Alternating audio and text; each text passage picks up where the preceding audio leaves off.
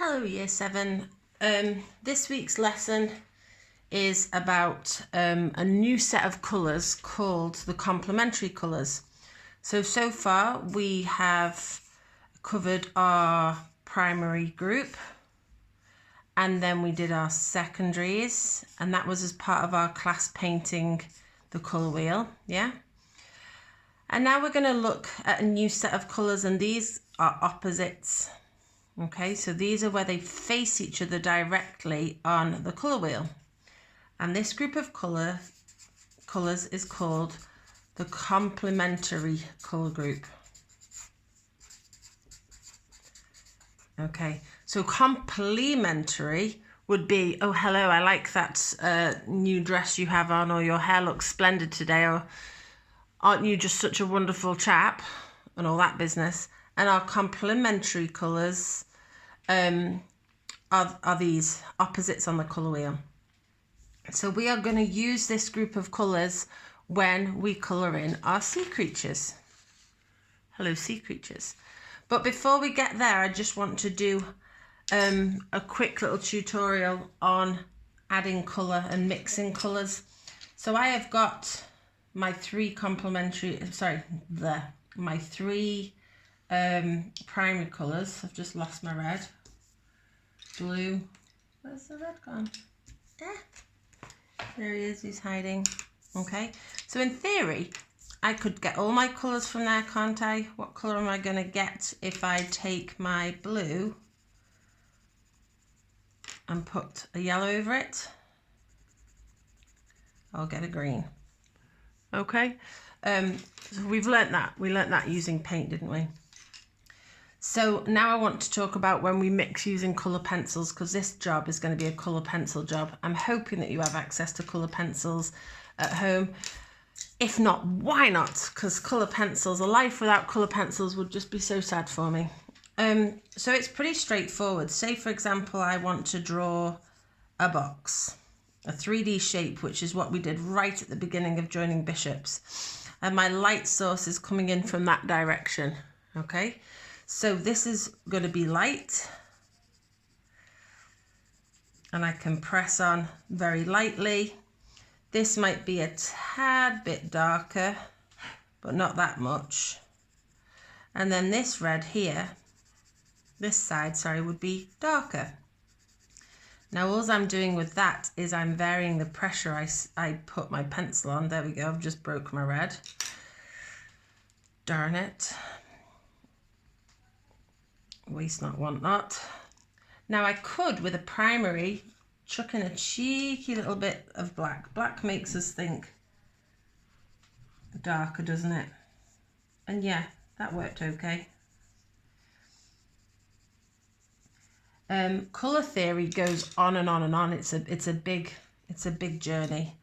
We're doing basics. Okay, now yellow is going to be pretty tricky for you to see through the camera, but now my light source is, let's say it's coming from this direction here.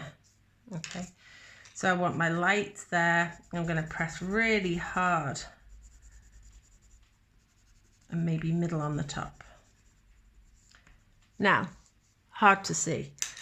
I could add black to my yellow to make it darker like I did with the red. There's nothing wrong with that. I just think yellow and black, they look good next door to each other, but I don't like to blend them as much as I do. So to make a yellow darker, I tend to use a brown.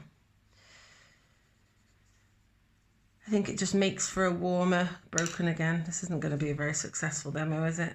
Let me just try and use that bit like that. So it just makes for a warmer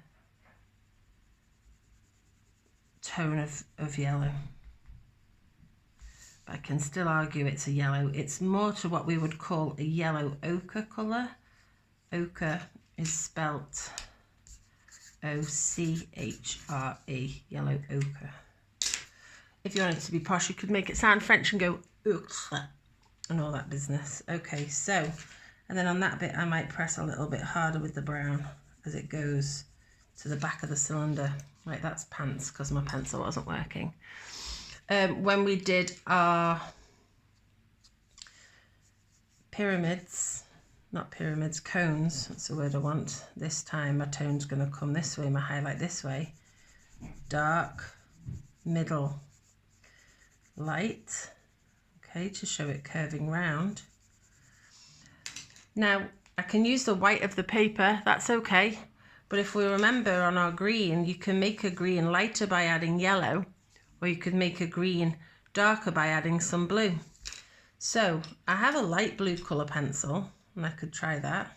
Yeah, that works. But I also have a dark blue pencil that hasn't been sharpened. That's the one I sharpened. Was that purple? It's blue. Okay. So I could actually go a little bit darker there with my blue as opposed to pressing harder with the green. And I could use my yellow to give me the highlight, and it would also make that green a little bit richer. I'll just bring the camera a little bit lower for you to see that. Okay, so that's just varying pressure. The second layer, pressing darker, that's adding black. There's the white of the paper acting as the highlight. Can neaten that up a little bit now I'm here.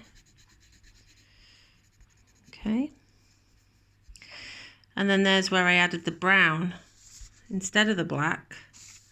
It's less, I mean, you can add purples to make a yellow darker. That's also okay. Because when you add the complementaries together, a lot of the times you get a brown. So purple is also a go-to colour. But if I was to add a blue, that would make a green. And then we could start saying, well, hang on, that's not yellow anymore, that's yellowy green. Okay. So this is going to be about what I call sexy colouring in. Rather than flat colours, we're going to use tonal colours. Okay. I would like you now to go to video number 2, where we will look at our sea creatures.